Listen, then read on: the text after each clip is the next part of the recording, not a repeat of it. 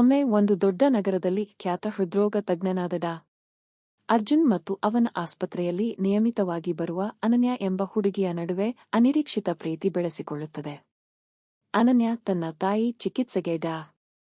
ಅರ್ಜುನ್ ಬಳಿಗೆ ಬರಲು ಪ್ರಾರಂಭಿಸುತ್ತಾಳೆ. ಆರಂಭದಲ್ಲಿ ಆಕೆ ವೈದ್ಯನೊಂದಿಗೆ ಹೆಚ್ಚು ಮಾತನಾಡುವುದಿಲ್ಲ. ಆದರೆ ಅಮ್ಮನಿಗಾಗಿ ಮಾಡುತ್ತಿರುವ ಅವನ ಕಾಳಜಿ ನೋಡಿ ಆಕೆಗೆ ಅವನ ಬಗ್ಗೆ ಹೊಸ ಅಭಿಪ್ರಾಯ ಮೂಡುತ್ತದೆ. ಡಾ. ಅರ್ಜುನ್ ತನ್ನ ವೃತ್ತಿಯಲ್ಲಿ ಸದಾ ತೊಡಗಿಸಿಕೊಂಡಿದ್ದರೂ ಅನನ್ಯ ಬರುವಷ್ಟು ಅವಳೊಂದಿಗೆ ಮಾತನಾಡುವುದು ಸಹಜವಾಗಿ ನಡೆಯತೊಡಗುತ್ತದೆ. ಅನನ್ಯ ಕಲೆ ಪ್ರಿಯೆ. ಆಕೆ ಕಲಿಸುವ ಚಿಕ್ಕ ಮಕ್ಕಳ ಕತೆಗಳನ್ನು, ಚಿತ್ರಗಳನ್ನು ಡಾ. ಅರ್ಜುನ್ ಸಹಸ್ರಾರು ಹೊತ್ತು ಕೇಳುತ್ತಾ ಆಕೆಯ ಜಗತ್ತಿನತ್ತ ಒಲವು ತೋರಿಸುತ್ತಾನೆ. ಈ ನಡುವೆ ಅನನ್ಯ ತಾಯಿಯ ಆರೋಗ್ಯ ಸುಧಾರಿಸುತ್ತಾ ಹೋಗುತ್ತದೆ.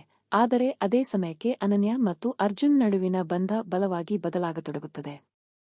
ಅವರಿಬ್ಬರೂ ತಮ್ಮ ನಡುವೆ ಬೆಳೆಯುತ್ತಿರುವ ಆಕರ್ಷಣೆಯ ಅರಿವನ್ನು ಮುಚ್ಚಿಡಲು ಸಾಧ್ಯವಿಲ್ಲ. ಅರ್ಜುನ್ ವೈದ್ಯನಾಗಿ ಸದಾ ಸೇವೆಯಲ್ಲಿ ನಿರತರಾಗಬೇಕು. ಆದರೆ ಅನನ್ಯ ಅದನ್ನು ಒಪ್ಪಿಕೊಳ್ಳಲು ಕಷ್ಟಪಡುತ್ತಾಳೆ. ಅವಳಿಗೆ ಬೇಕಾದ ಪ್ರೀತಿ, ಸಮಯ ಮತ್ತು ಆತ್ಮೀಯತೆ ಅವನಿಂದ ಸಿಗುತ್ತಿಲ್ಲ ಎಂದು ಭಾಸವಾಗುತ್ತದೆ. ಅರ್ಜುನ್ ಒಮ್ಮೆ ಪ್ರೀತಿ ತೊರೆದವನಾಗಿದ್ದ. ಆತನ ಹಳೆಯ ನೋವುಗಳು ಅವನನ್ನು ಹೊಸ ಸಂಬಂಧದ ಕಡೆ ಹೆಜ್ಜೆ ಹಾಕಲು ತಡೆಯುತ್ತವೆ. ಒಂದು ದಿನ ಅನನ್ಯ ತನ್ನ ಅಭಿಪ್ರಾಯವನ್ನು ಸ್ಪಷ್ಟಪಡಿಸುತ್ತಾಳೆ.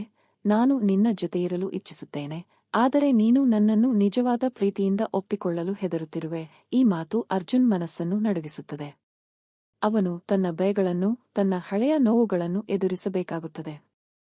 ಅನನ್ಯ ತನ್ನ ಅಮ್ಮನ ಚಿಕಿತ್ಸೆ ಮುಗಿದ ಬಳಿಕ ದೆಹಲಿಗೆ ತನ್ನ ಕೆಲಸದ ಕಾರಣದಿಂದ ಹೋಗಲು ನಿರ್ಧರಿಸುತ್ತಾಳೆ. ನಾನೀಗ ಹೊರಡಬೇಕು, ಆದರೆ ನಿನ್ನ ನಿರ್ಧಾರ ಏನು ಅರ್ಜುನ್ ಎಂದು ಕೇಳಿದಾಗ ಅರ್ಜುನ್ ಅವಳನ್ನು ನಿಲ್ಲಿಸಲು ಒಂದು ಶಬ್ದ ಕೂಡ ಹಾರಿಸಲಾರದೆ ನಿಂತಿರುತ್ತಾನೆ. ಆಕೆಗೆ ಕೊನೆಗೂ ಅವನ ಪ್ರೀತಿಯ ವಿಶ್ವಾಸವಿಲ್ಲವೋ ಎಂಬ ಭಯ ಕಾಡುತ್ತದೆ. ಅರ್ಜಿ ತೀವ್ರ ಸಂಕಟದಲ್ಲಿ ದಿನಗಳನ್ನು ಕಳೆಯುತ್ತಾನೆ. ಆಸ್ಪತ್ರೆಯಲ್ಲಿ ರೋಗಿಗಳನ್ನು ನೋಡುತ್ತಾ ಇದ್ದರೂ ಅವನ ಮನಸ್ಸು ಅನನ್ಯ ಭರತಖಂಡದಲ್ಲಿ ಎಲ್ಲೋ ಅಲೆಯುತ್ತಿದೆ. ಒಂದು ದಿನ ಸಹೋದ್ಯೋಗಿ ಡಾ. ನಂದಿನಿ ಅವನಿಗೆ ಹೇಳುತ್ತಾಳೆ, ನೀನು ಲೋಹದ ಹೃದಯವಂತನೋ? ನಿನ್ನ ಪ್ರೀತಿಯವರನ್ನು ಹಿಡಿಯದೆ ಬದುಕನ್ನು ಹೀಗೆ ಹಾಳು ಮಾಡಿಕೊಳ್ಳಬೇಡ. ಆ ಮಾತು ಅರ್ಜುನ್ ಮನಸ್ಸು ಹಚ್ಚಿಕೊಳ್ಳುತ್ತದೆ. ತಕ್ಷಣವನ್ನೇ ದೆಹಲಿಗೆ ಹೋಗಿ ಅನನ್ಯರನ್ನು ಹುಡುಕಲು ನಿರ್ಧರಿಸುತ್ತಾನೆ. ದೆಹಲಿಯ ಕುನಾಲಿ ಆರ್ಟ್ ಗ್ಯಾಲರಿಯೊಂದರಲ್ಲಿ ಅನನ್ಯ ತನ್ನ ನೂತನ ಕಲಾ ಪ್ರದರ್ಶನವನ್ನು ನಡೆಸುತ್ತಿದ್ದಳು. ಅರ್ಜುನ್ ತಡರಾತ್ರಿ ಅಲ್ಲಿಗೆ ತಲುಪುತ್ತಾನೆ.